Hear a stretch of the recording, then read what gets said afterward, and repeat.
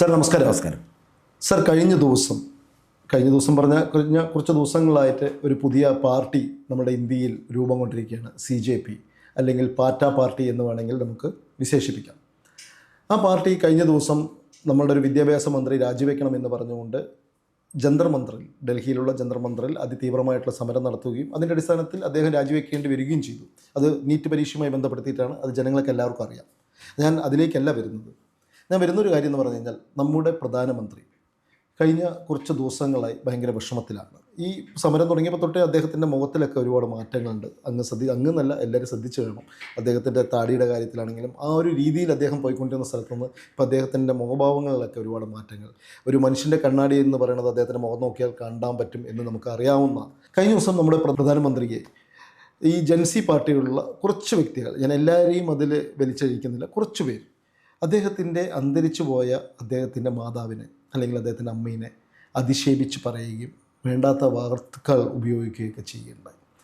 അപ്പോൾ അദ്ദേഹം അതിന് മറുപടി നൽകിയത്, അവരാരെയും അറസ്റ്റ് ചെയ്യരുത്, അവരാരെയും ഒന്നും ചെയ്യരുത്, നമ്മളുടെ വളർന്നു വരുന്ന തലമുറയാണ്, ഇനി വരുന്ന മുന്നേറ്റത്തിലേക്ക് വരുന്ന പിള്ളേരാണ്, അവർക്ക് മാപ്പ് നൽകുക, അവരെ നല്ല രീതിയിൽ അദ്ദേഹം പ്രകീർത്തിച്ചിട്ടാണ് അദ്ദേഹം അതിൽ നിന്ന് ഒഴിഞ്ഞു മാറിയത്.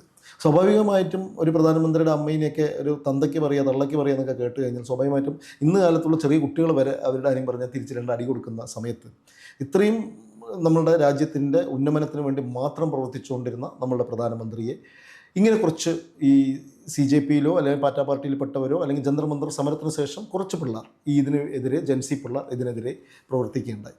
സർ, ഇത് ശരിയാണോ? നമ്മുടെ പ്രധാനമന്ത്രിയെ അവഹേളിക്കുന്നത് ശരിക്കും പറഞ്ഞു കഴിഞ്ഞാൽ ഒരു രാജ്യദ്രോഹമാണോ? എന്താണ് അങ്ങയുടെ വിലയിരുത്തൽ? ഇതിനകത്ത് 2 കാര്യമുണ്ട്. ഇപ്പം രതീഷ് പറഞ്ഞു പ്രധാനമന്ത്രി വളരെ നിരാശനാണ്. അതെ, 1. 2, ഈ പാർട്ടിയുടെ ആളുകൾ അസഭ്യങ്ങൾ, അത് വളരെ മോശമായ പദപ്രയോഗം നടത്തിയിരിക്കുന്നത് പ്രധാനമന്ത്രിക്കെതിരെ, പ്രധാനമന്ത്രിയുടെ അമ്മയ്ക്കെതിരെ എത്ര മോശമായ, എത്ര നികൃഷ്ടമായ പദപ്രയോഗങ്ങളാണ് നടത്തിയിരിക്കുന്നത്. നമ്മുടെ ഇന്ത്യയിൽ ഏതെങ്കിലും ഒരു സാംസ്കാരിക നായകൻ ഇത് തെറ്റാണെന്ന് പറഞ്ഞു? നരേന്ദ്രമോദി എതിർക്കുന്നതിനകത്ത് എനിക്കൊരു അഭിപ്രായ വ്യത്യാസമില്ല. അദ്ദേഹത്തിൻ്റെ നയങ്ങളെ എതിർക്കണം.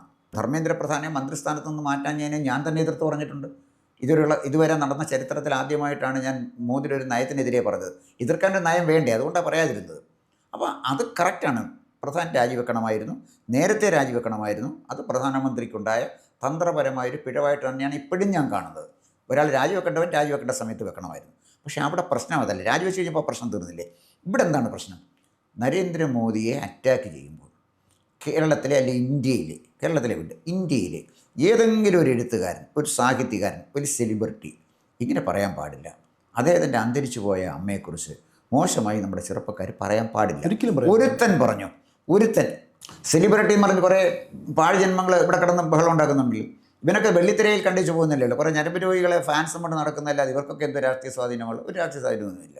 ഇവിടെ പ്രോബ്ലം എവിടെയെന്ന് ചോദിച്ചാൽ, ഇന്ത്യയിലെ ഏതെങ്കിലും ഒരു രാഷ്ട്രീയ നേതാവ് പറഞ്ഞു, മാന്യതയുള്ള രാഷ്ട്രീയ നേതാവ് പറഞ്ഞു, നരേന്ദ്രമോദിയുടെ നയങ്ങളോടെ ഞങ്ങൾക്ക് വിയോജിപ്പുണ്ട്, ഞങ്ങൾ അദ്ദേഹത്തിന് എതിർക്കുന്ന അദ്ദേഹത്തിൻ്റെ നിലപാടുകളെ എതിർക്കണം, അതല്ലെങ്കിൽ ഏകാധിപത്യമാവില്ലേ? പക്ഷേ നരേന്ദ്രമോദിയുടെ അമ്മയെ ചീത്ത വിളിച്ചത് വലിയൊരു മഹത്തായ കാര്യമായി നമ്മുടെ ദൃശ്യ മാധ്യമങ്ങൾ ഇത് പ്രചരിപ്പിക്കുമ്പോൾ പത്രമാധ്യമങ്ങൾ ഇതിനെ അവഗണിക്കുക. എന്താണ്? മോദിയുടെ അമ്മയെ ചീത്ത വിളിച്ചത് നമ്മുടെ മനോരമയും മാതൃഭൂമിയും കേട്ടില്ല, അതൊന്നും കേട്ടില്ല. അല്ല, വേറെ ആരാണ്ടൊക്കെ കരച്ചിൽ അവർ കേട്ടു, ഇത് മാത്രം അവർ കേട്ടില്ല. നികൃഷ്ടമായ പത്രപ്രവർത്തനം, നികൃഷ്ടമായ മാധ്യമപ്രവർത്തനം, നാലാന്തരം മാധ്യമപ്രവർത്തനം, ഇതാണ് മാധ്യമരംഗത്ത് നിൽക്കുന്നത്. പ്രതിപക്ഷ പാർട്ടികളിലെ ഏതെങ്കിലും ഒരു നേതാവ് അവർ പറയണമായിരുന്നു ഇത് ശരിയല്ല, അദ്ദേഹത്തിൻ്റെ അമ്മയെക്കുറിച്ച് പറഞ്ഞത് ശരിയല്ല. സ്വാഭാവികമായും നല്ല സംസ്കാരമുള്ള ആളാണ് NK പ്രേമചന്ദ്രൻ. അദ്ദേഹത്തിൻ്റെ ഭാഗത്തുനിന്നൊരു പ്രതികരണം ഉണ്ടാകുമെന്ന് ഞാൻ പ്രതീക്ഷിച്ചു, ഉണ്ടായില്ല. ശശി തരൂരിൻ്റെ ഭാഗത്തുനിന്നൊരു പ്രതികരണം ഉണ്ടാകുമെന്ന് ഞാൻ വിചാരിച്ചു. അവരെയുള്ള പ്രതീക്ഷിക്കാനുള്ളത്. വേറെ കോൺഗ്രസിനകത്ത് ആളില്ല, അതുകൊണ്ടാണ് പ്രതീക്ഷിക്കാത്തത്. ഞാൻ പ്രതിപക്ഷ നിരയിൽ ഞാൻ ബഹുമാനിക്കുന്ന 2 പേരുടെ പേര് ഞാൻ പറഞ്ഞു എന്ന് മാത്രമേ. രാഹുൽ ഗാന്ധിയോട് എനിക്ക് ബഹുമാനം ഇല്ലാത്തതുകൊണ്ടും രാഹുൽ ഗാന്ധിക്ക് അതിൻ്റെ പക്വത വന്നിട്ടില്ലാത്തതുകൊണ്ടും രാഹുൽ ഗാന്ധി അത് പറയത്തില്ലെന്നുകൊണ്ട് എനിക്കറിയാവുന്നതുകൊണ്ട് ഞാനതങ്ങ് വിടുന്നു. ആരെങ്കിലും പ്രതികരിച്ചു. അപ്പം നമ്മുടെ മാധ്യമങ്ങൾ ഇതിനെ ആഘോഷിക്കുകയോ അല്ലെങ്കിൽ അവഗണിക്കുകയോ ചെയ്തു. ഇത് തെറ്റായൊരു കീഴ്വഴക്കമാണ്. ഇപ്പം ഞാൻ രതീഷ് ചോദിച്ചുകൊണ്ട് ഈ ഇഷ്യൂവിനെ നരേന്ദ്രമോദി എങ്ങനെ സമീപിച്ചു, അതുപോലെ തന്നെ അഭിഷേക് ദീപക് എങ്ങനെ സമീപിച്ചു, രാഹുൽ ഗാന്ധി എങ്ങനെ സമീപിച്ചു, ഇത് ഞാൻ വായിക്കുന്നത് മാതൃഭൂമി പത്രമാണ്. ഈ ഓഗസ്റ്റ് 2-ാം തീയതിയിലെ മാതൃഭൂമി പത്രത്തിൽ ഇതുമായി ബന്ധപ്പെട്ട വിവാദമുണ്ടാക്കിയപ്പോൾ നമ്മുടെ പ്രധാനമന്ത്രി പറഞ്ഞ ഒറ്റ കാര്യം, യുവാക്കളെ അഭിസംബോധന ചെയ്യാൻ മനസ്സ് പറയുന്നു എന്നാണ് ടൈറ്റിൽ. അദ്ദേഹം പറഞ്ഞത്, ഞാൻ മാത്രമല്ല മരിച്ചുപോയ എൻ്റെ അമ്മയെയും ഹീനമായ ഭാഷയിൽ അധിക്ഷേപത്തിന് ഇരയായി. അധിക്ഷേപങ്ങൾ കൊണ്ട് പ്രശ്നം പരിഹരിക്കപ്പെടില്ല. പ്രധാനമന്ത്രിയുടെ പ്രതികരണമാണ്.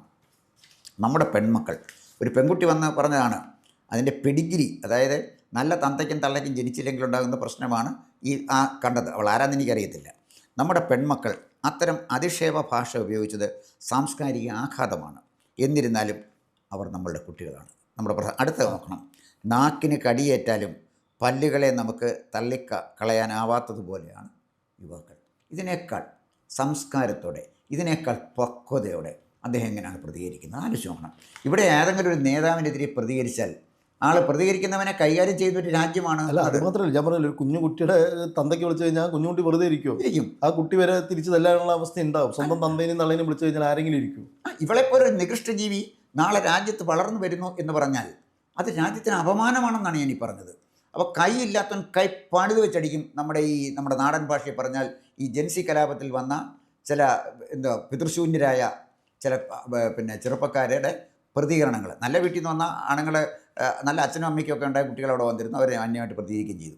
അതൊന്നും ഇല്ലാത്തവൻ വന്നവനാണല്ലോ ഇത് പറയുന്നത്. ഇനി നമ്മുടെ മറ്റൊരു മഹാനുണ്ടല്ലോ, നമ്മുടെ പ്രതിപക്ഷ നേതാവ്, അദ്ദേഹം എന്താ പറഞ്ഞത്? എനിക്ക് ഈ രാഹുൽ ഗാന്ധി ഞാൻ പുച്ഛിക്കുന്നതിൻ്റെ കാരണം ഇതാണ്. പ്രതിപക്ഷ നേതാവിൻ്റെ പ്രതികരണം കേട്ടണം.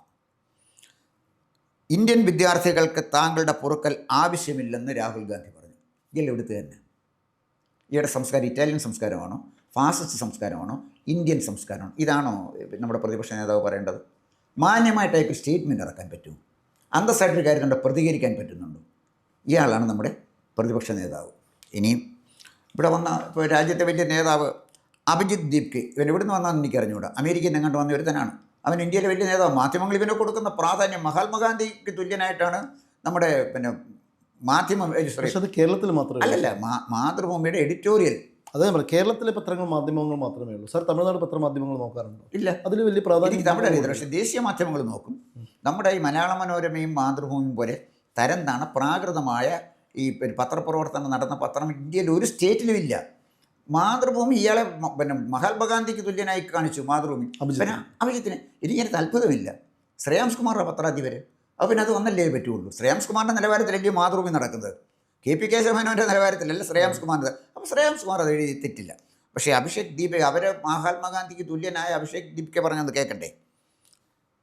അഭിഷേക് ദീപ്കെ റീലിലൂടെ മാത്രം മാപ്പ് നൽകിയാൽ മതിയോ? അഭിഷേക് ദീപ്കെ ചോദിക്കുന്ന കാര്യമാണ്. പ്രതിഷേധക്കാർക്ക് നേരെ ചുമത്തിയ കേസുകൾ സർക്കാർ പിൻവലിക്കുമോ? അതാണ് അയക്കറിയേണ്ടത്. മാപ്പ് നൽകിയതിന് സ്വാഗതം ചെയ്യുന്നു, കേസ് പിൻവലിക്കാൻ ഗവൺമെൻറ് നടപടിയെടുക്കണമെന്ന് പറയുന്നതാണ് മാന്യമായ പ്രതികരണം. ഞാൻ പറഞ്ഞ ഭാഷയല്ല, ഈ ഗൗരവമുള്ള ഭാഷയിൽ പറയാം.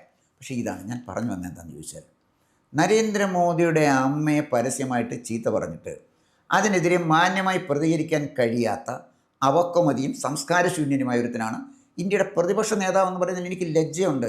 പ്രധാനമന്ത്രിക്ക് തുല്യമായൊരു പദവിയാണ് ഈ പ്രതിപക്ഷ നേതാവിനുള്ളത്. അത് മനസ്സിലാക്കണം. ഇയാളിപ്പോൾ ജയിച്ചു വന്നിരിക്കുന്നത് റായ്ബറേലിയിൽ നിന്നല്ലേ? വരുന്നുണ്ടല്ലോ ഇലക്ഷൻ. രാഹുൽ ഗാന്ധിയുടെ ജനപിന്തുണ കാണേണ്ടത് അടുത്ത തെരഞ്ഞെടുപ്പിലാണ്, അല്ലാതെ ജന്തർ മന്ദിറിലല്ല ഇന്ത്യ ഭരിക്കേണ്ട ആരാൻ തീരുമാനിക്കും. ഇന്ത്യ ഭരിക്കേണ്ട ആരാൻ ഇന്ത്യൻ പാർലമെൻറ്റാണ് തീരുമാനിക്കുന്നത്. അവിടെ ന്യായമായ ഭൂരിപക്ഷം നരേന്ദ്രമോദിക്ക് ഉണ്ട് തന്നെ. തീർച്ചയായിട്ടും. ഇവിടെ ഞാൻ പറഞ്ഞു വന്നതെന്നറിയാം, നമ്മുടെ പൊതുസമൂഹം, ഈ സിവിൽ സൊസൈറ്റി ഉണരണം. അല്ല, നാളെ 10,000 ആളുകൾ കയറി പുത്തരിക്കണ്ടം മൈതാനത്തിരുന്നേച്ച് VD സതീശൻ മാറണം, അല്ലെ ഞങ്ങൾ മാറ്റും, എങ്ങനെ കേരളം ഭരിക്കാൻ പറ്റൂ?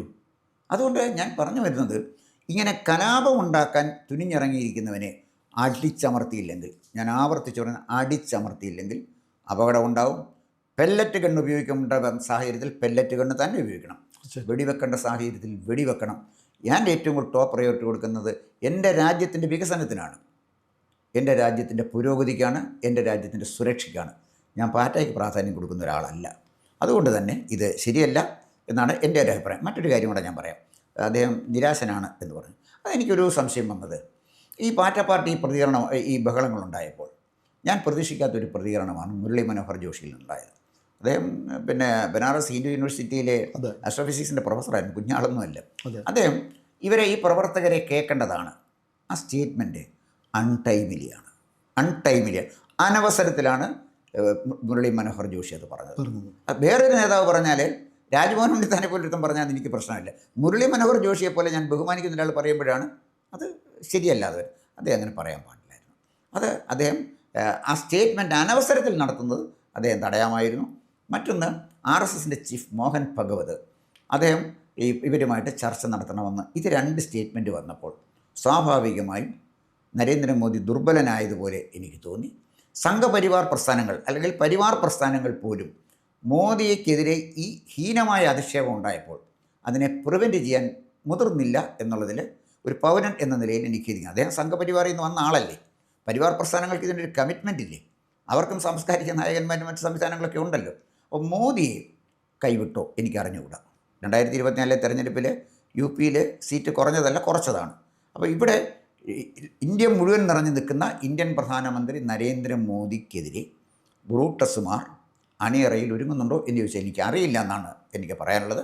പക്ഷേ മോദിയെ ഡിഫെൻഡ് ചെയ്യാൻ ചുമതലപ്പെട്ട ആളുകൾ മാന്യമായി അദ്ദേഹത്തിനെ ഡിഫെൻഡ് ചെയ്യാനും അദ്ദേഹത്തിന് നേരെ നടക്കുന്ന നികൃഷ്ടവും ക്രൂരവുമായ ഈ അക്രമത്തെ പ്രതിരോധിക്കാനും തയ്യാറാകാതിരുന്നതിൽ എനിക്ക് ദുഃഖമുണ്ട്.